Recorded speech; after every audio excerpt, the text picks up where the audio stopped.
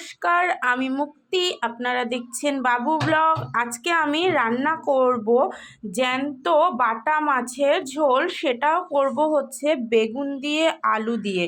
তাহলে কি করব আজকে? বেগুন আলু দিয়ে জ্যান্ত বাটা মাছের ঝোল। এর জন্য আমি প্রথমে একটা কড়াই বসিয়ে নিলাম। এবার গ্যাসটা অন করে দিই। প্রথমেই আমি মাছগুলোকে ভেজে নেব। আমি আগে থেকেই মাছগুলোতে নুন হলুদ মাখিয়ে রেখেছি। আজকে এই দুটো মাছ নিয়ে এসেছি কারণ আজকে আমার হোম ডেলিভারিতে অন্য খাবার গেছে। এইটা আমি শুধুমাত্র ঘরে রান্না করছি, আর ভাবলাম তাই আপনাদের সাথে শেয়ারও করে নিই আর রান্নাটাও করে নিই। আজকে রান্না করছি আমি বাটা মাছ বেগুন দিয়ে আলু দিয়ে করব। তার জন্য আমি একটা বেগুন কেটে নিয়েছি, দুটো আলু কেটে নিয়েছি, একটা বড় সাইজের টমেটো কেটে নিয়েছি, একটু আদা রেখেছি, এটা আমি ঘষে দেব, আর দুটো কাঁচা লঙ্কা চিড়ে রেখেছি। আপনারা যারা আমার ভিডিও দেখেন তারা প্রত্যেকেই জানেন যে আমি একটু শর্টে রান্না করি, কেননা এখনের মানুষের প্রচণ্ড সময়ের অভাব। ইভেন আমারও সময়ের প্রচণ্ড অভাব। আমিও যত তাড়াতাড়ি পারি রান্না করার চেষ্টা করি। তার জন্য আমিও চেষ্টা করি কি করে তাড়াতাড়ি করে রান্না করব সেটাও শেয়ার করতে। কড়াইটা বসিয়েছি, গরম হচ্ছে, আরেকটু হলেই আমি এতে তেল দিয়ে মাছগুলোকে ভেজে নেব। কড়াইটা গরম হয়ে গেছে, আমি কড়াইটার মধ্যে একটু তেল দিয়ে নিই, মাছটা ভাজবো। তা মাছ ভাজার জন্য প্রয়োজন মতো একটু তেল দিয়ে নিলাম আমি। এবার মাছটাকে আমি ভাজা করব। আমি আগেও বলেছি আমি কোনো মশলা বাটি না, কারণ হচ্ছে আমার সময়ের প্রচণ্ড অভাব। আমি সবসময় গুঁড়ো মশলা দিয়েই রান্না করি, আর আদাটাকেও ঘষে রান্না করি। তেলটা গরম হোক, তারপর আমি মাছগুলোকে ছেড়ে দেব। তেলটা গরম হয়ে গেছে, এবার আমি মাছ দুটোকে ছেড়ে দিই তেলের মধ্যে ভাজার জন্য।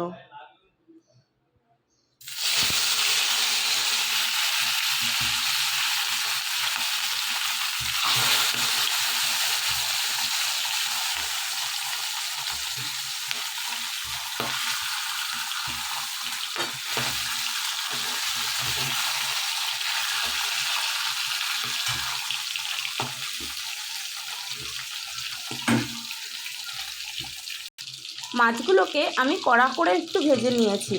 এবার মাছগুলোকে আমি তুলে নেব। মাছটা আমি যেহেতু বেগুন আলু দিয়ে করব, তাই বেগুনটা যদি আলুর সাথে একসাথে দিই বেগুনটা গলে যাবে। সেই কারণে আমি তেলের মধ্যে একটু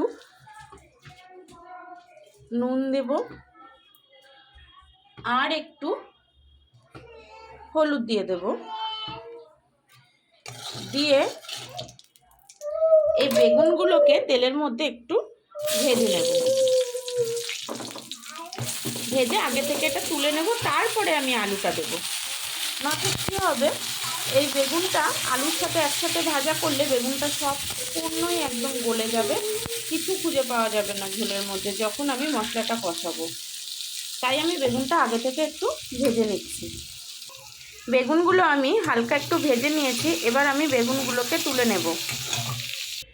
বেগুনটা ভেজে আমি তুলে নিয়েছি। এবার ওই তেলের মধ্যে আমি একটু সাদা জিরে ফোড়নে দিয়ে দেব, আর দিয়ে দেব আমি যেই কাঁচা লঙ্কাটা চিড়ে রেখেছিলাম সেই কাঁচা লঙ্কাগুলো ওকে ফোড়নে দিয়ে দেব। এবার আমি আলুগুলোকে ছেড়ে দিচ্ছি তেলের মধ্যে। আলুগুলোকে এবার আমি একটু ভাজা ভাজা করব। আলুটা বেশ ভাজা হয়ে এসেছে। এবার এর থেকে বেশি আমি ভাজবো না, কারণ মশলা দিয়ে আলুটাকে আবার কষাতে হবে। তাই আমি এই যে একটা টমেটো কেটে রেখেছিলাম এটা আমি এই আলুটার মধ্যে দিয়ে দিলাম।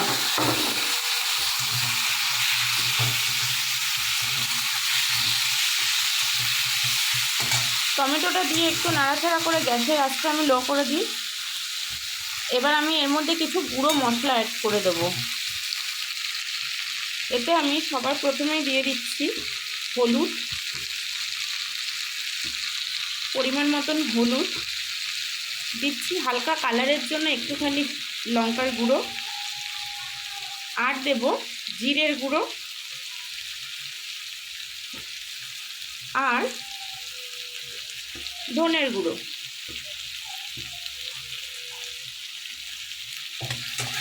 এবার আমি মশলাটা একটু নেড়ে নিয়ে অবশেষে দেব পরিমাণ মতন নুন।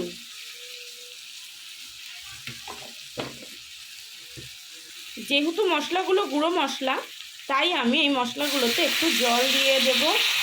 দিয়ে এইবার আমি মশলাগুলোকে কষাবো। বেশ ভালোভাবে মশলাগুলোকে কষাবো যতক্ষণ টমেটোটা মজে না যায় আর মশলাগুলো বেশ ভালোভাবে না কষে যায়, যাতে কাঁচা গন্ধ না বেরায় মশলাগুলো থেকে। জল দিয়ে মশলাটাকে আমি কষাচ্ছিলাম, বেশ অনেকটা কষে এসেছে। এইবার আমি কি করব, ওই বেগুনগুলোকে এইটার মধ্যে, এই মশলাটার মধ্যে দিয়ে দেব। বেগুনগুলোকে আমি মশলার মধ্যে দিয়ে দিয়েছি। এইবার আমি ভালো করে এই বেগুন দিয়ে আলু দিয়ে মশলাটাকে ভালো করে কষাবো যতক্ষণ তেল না ছাড়বে আর যতক্ষণ মশলার এই কাঁচা গন্ধটা চলে না যাবে। তা বেশিক্ষণ সময় লাগবে না, 1.5 থেকে 2 মিনিট সময় লাগবে। দেখুন তরকারিটা কি সুন্দর কষে গেছে আর সুন্দরভাবে এটা থেকে তেল বেরিয়ে গেছে।